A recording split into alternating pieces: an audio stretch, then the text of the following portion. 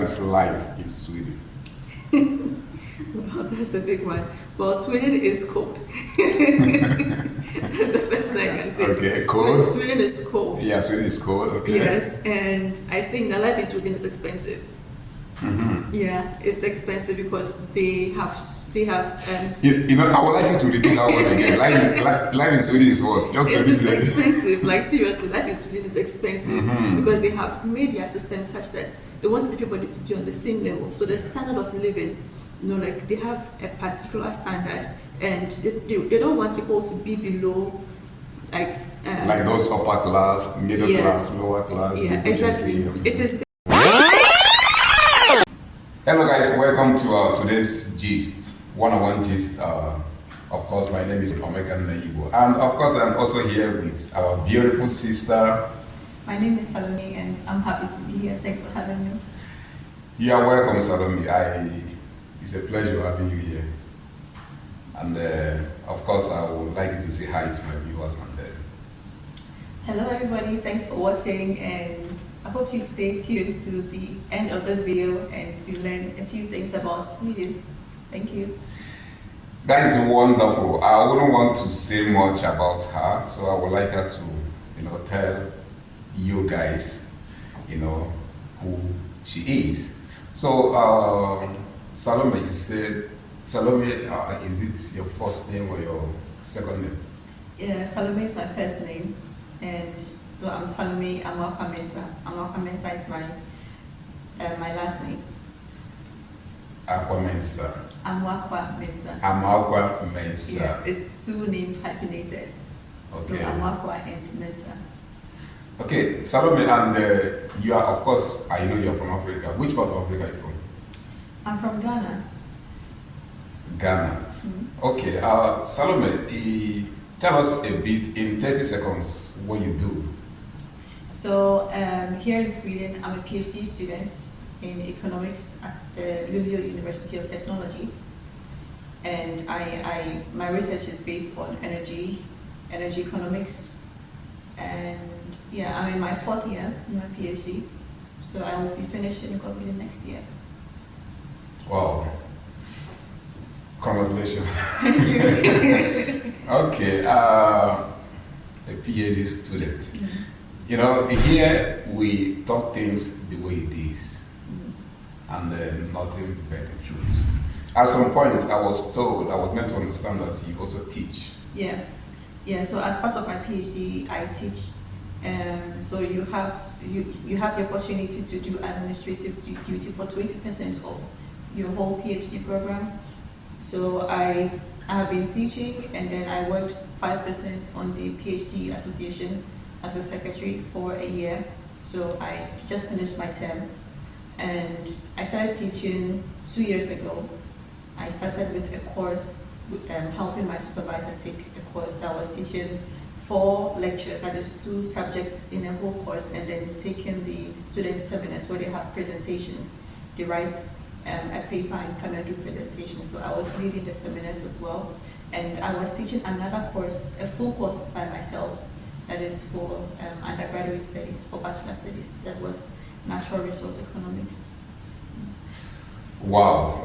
I am so honored. It's a privilege, speaking with a lecturer. There's a difference between a teacher and a lecturer. So I am here now with a lecturer. In one of the busiest and biggest university here in Sweden. You're welcome. Thank you for having me. We are privileged to have a lecturer here, and okay, the first question is, let me say 30 seconds. Tell us about the school system here in Sweden. If you have to compare the school system here in Sweden and the one of, let me not say Ghana because you're from Ghana, let's say Africa. So I think that would be a very difficult question to answer, because I realized that in Africa there are different systems altogether, and I know that in West Africa we have something that is more similar. For example, we all have the same WAEC, the West African Examination Council, for secondary school. But when it comes to the way education is handled in Africa, I would say that we start by teaching children when they go to nursery and kindergarten, they have to learn right. They give them homework, not incorporating play into education as much as I have seen happen here. So what I've seen happen here with my friends' kids, I have no kids by the way, but what I've seen here with my friends' kids and what I hear about how they do in Swedish kindergarten and stuff, they don't start teaching them like reading and writing immediately. They teach them through play, what they call Montessori education. Like teaching them, like we have a kitchen, this is a model of a kitchen, we are going to maybe bake cake today, and then you actually see items that look like flour and eggs and stuff like that. So when they get home, like they know these things hands down. And then there are some programs or courses that I realize that are even compulsory here for everybody to take. For example, sewing or like painting or doing stuff. So everybody takes those courses, but in my experience in Ghana, these type of courses, you take them like when you get to a particular stage, and it's not for everybody. Okay. So pre-technical skills, and it also depends on the school you are going in. It depends on the teachers that they have available. Because I've realized that, for example, in my school we did pre-technical skills. That was drawing, pre-tech, like doing angles and stuff. Some other schools did knitting, and my school we did catering, cooking as well. Some other schools did different stuff, like different crafts. Right, so it depends, I think, on the teachers you have available at the time. But I know that these things are incorporated into the education, but it's not universal for everybody because of the lack of teachers. So I think that there is a big difference in education here, and because of this, I think that because of our educational background, I struggled a bit when I was studying my masters, because I wasn't trained, or I didn't know how to like sit and read for a long time, and then we had to read articles all the time before lectures. And then like I had to read a textbook, and then I had to read what somebody has written, like different published articles, maybe like 2 for one particular class, and they have 2 compulsory papers to read, and then some which are not compulsory but which will be discussed in class. And then the people are very interactive, and then you sitting down, even the way they think, the way they understand what they have read, like did I read the same thing? Like did they have something else? And like their level of understanding, the way they are trained to think, I think that it stems from like bringing up, like raising a child altogether, like through education. So starting from like kindergarten and like lower grades and all of that. So I think that, in my experience, it's very different, and I would prefer this education system here in Sweden. So are you telling us categorically here now that Africans, we have a lot to do when it comes to the educational system, like based on what you have seen here in Sweden? Don't get me wrong, we have very good education system in Africa.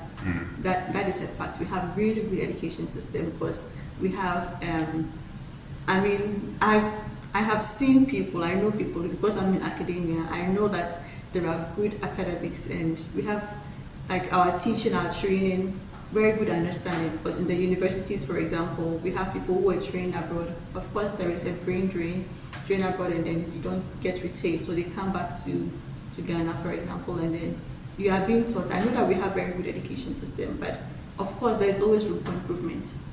There is always room for improvement, and I think that it also has to do with our culture. So a way to incorporate culture into our education without losing yourself. We don't want to westernize everything. So you want to incorporate culture in a way that it is meaningful, it is practical to the country, to the people, to understand themselves. So you are not saying that the school system in Africa that they have a lot to do, or you are just saying that they are trying, or they are well, like, I just want the point to be clear, because you are here, you are a lecturer here, you have been in so many schools, and you have traveled a lot. So of course we understand the culture of a thing, try to bring the culture and the school and stuff. But in terms of curriculum and the other extraordinary activities in school, you already know that there is a big difference. So yeah, there's a big difference, and I don't. I understand that we are trying to do a comparison between education system in African countries and in Sweden, but then I also think that sometimes the comparison, I mean, there are different levels to this comparison, and there are some things that we cannot compare. And I firmly understand that we have very good education in Africa. We have just that there is always room for improvement, and then it also comes to the mentality of the teachers, and I have seen that in some cases, some people become teachers because they did not get admission to the university. So the next available option is to do a teacher training course and then go into teaching. So it's not something that they are passionate about, so it's just like another opportunity for them. Okay, since I can't do this, I can't get into the university, or I can't get into the course that I want, then I'm just going to be a teacher because I need to do something. I don't want to be seen as a failure. It's not a case for everybody, but that happens. I know it happens. So if you have people like that, right, and it's not like just a few people, there are lots of people like that. If you have people like that who do not have a transformed mind as they go on, I mean, there's nothing wrong with it. Okay, we all don't have, not everybody is doing what they wanted to do. But then if you find yourself in a place that you think that, well, this is the next best option, it should be something you should develop yourself into it. Don't just leave yourself, I don't want to do this, so I'm just going to not put myself into it, not put my spirit into it, right? So if you find yourself in a case where this was not, teaching is not something you wanted to do, but then life happened and then you have to get into teaching, I think that you should try to develop the passion, and understand why you are doing that teaching, so that you are able to impart, because it is through education. I believe that education is very important. It's through education that we train people to become doctors and engineers and those professions that we think are more important than teaching, right? So it is through education we have that. So if you find yourself as a teacher, I think that it's a privilege that you have, that you are able to teach people. It's a very big opportunity to impart knowledge. Most people's lives have been transformed because of their teachers, right? So I think that we can do better if we have a better mindset on how to handle education. Wow, very nice one. Thank you very much. Before we go into it, I think the second question here, how is life in Sweden? Well, that's a big one. Well, Sweden is cold. That's the first thing I can say. Okay, cold? Sweden is cold. Yeah, Sweden is cold, okay. Yes, and I think the life in Sweden is expensive. Yeah, it's expensive because they have. I would like you to repeat that word again.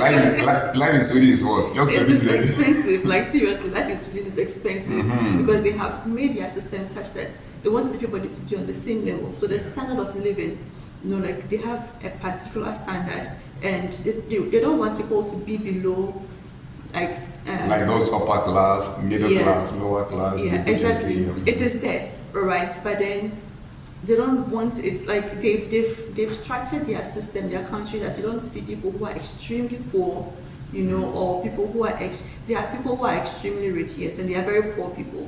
They made bad decisions and all of that, but then the standard of living is high. Cost of living is high. Like, the country is expensive, right? If you, for example, I was telling my friends that a friend of mine was telling me how she and her husband wanted to buy an apartment, because when you buy an apartment, the mortgage and amortization, like the monthly rates that you pay every month to the bank and for the housing association, it was almost the same as the price they were paying for their rent.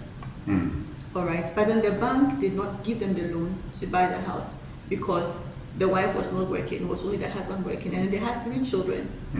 So the bank said that if they give you the loan, there is no way that you are able to meet the standard that we expect families to your size to live. So they make sure, so it means that the wife should also have a job, and their argument was that if we put all of these monthly payments together, it's similar to what we are paying in rent. But the bank said no, we have made these calculations and we don't think that the amount of money we have set for clothing, for food, for family activities, for gifts for children, hospital bills for the month, if the bank didn't think that they were able to meet that based on one person's income, so they want to maintain a certain standard. And like I said, it's expensive, it's cold. If you want to get warm clothes, it's expensive. And especially in the north of Sweden, I tell you, it's a different country. The north is a different country. So if you are here and then you want to feel free, be able to enjoy the country because you live here now, right? So if you want to live here and then, you need warm jackets, layers upon layers. Like a few weeks ago in the -40s and stuff, and life is still going on. Yeah, sure. Right? Life is still going on. You can't say, well, it's cold. I remember in Ghana when it's raining, it's only the math teacher who comes to school that day. It's really, you have an excuse not to go to school. Right? But snow, rain, whatever it is, life is still going on. The show must go on. Yeah, exactly. Like you talking about being expensive, are you trying to compare Sweden with another country? Like you said, everything is expensive here. Do you think there is a country that is more cheaper than Sweden? It's not okay. I don't know how to put it, but I'm going to try. So let's say the value of the currency.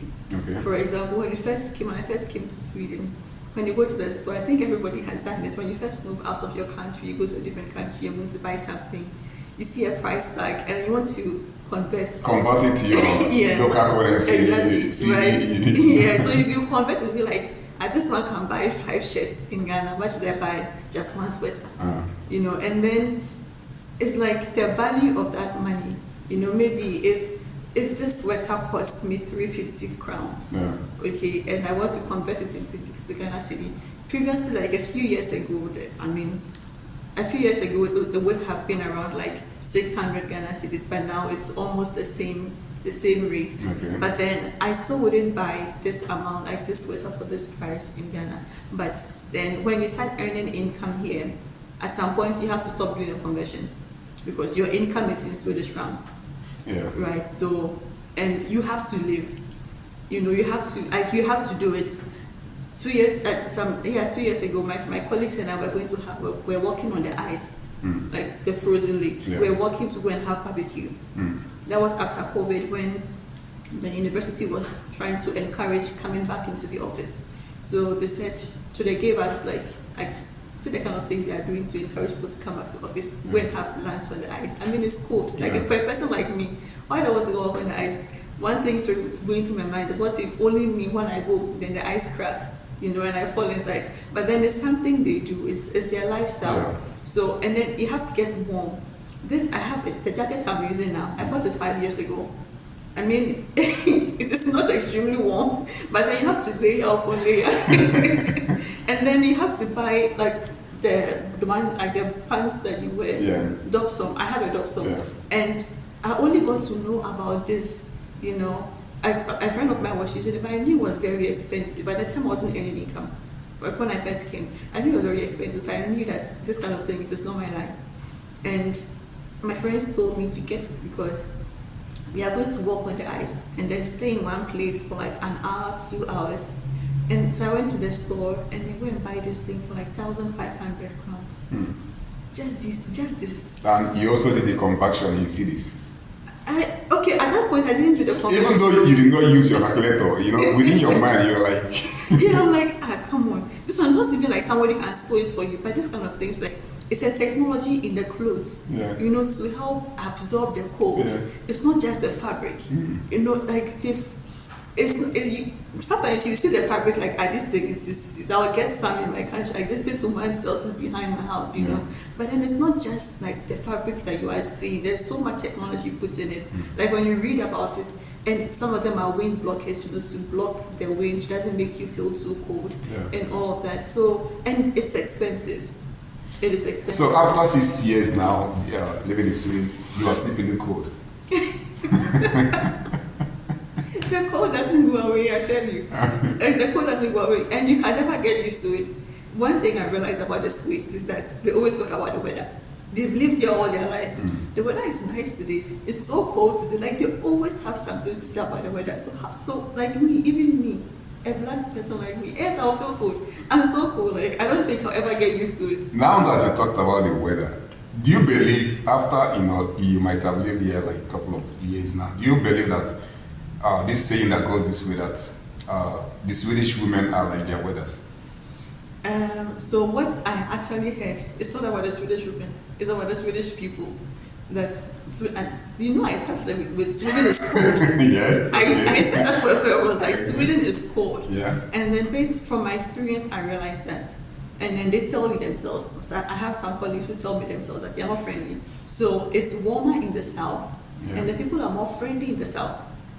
And then as you go north, it gets cold in weather, it gets cold in people. They are cold. Like, they are not open, they don't talk to you. Is it because it's cold or because that is their life? That is their life.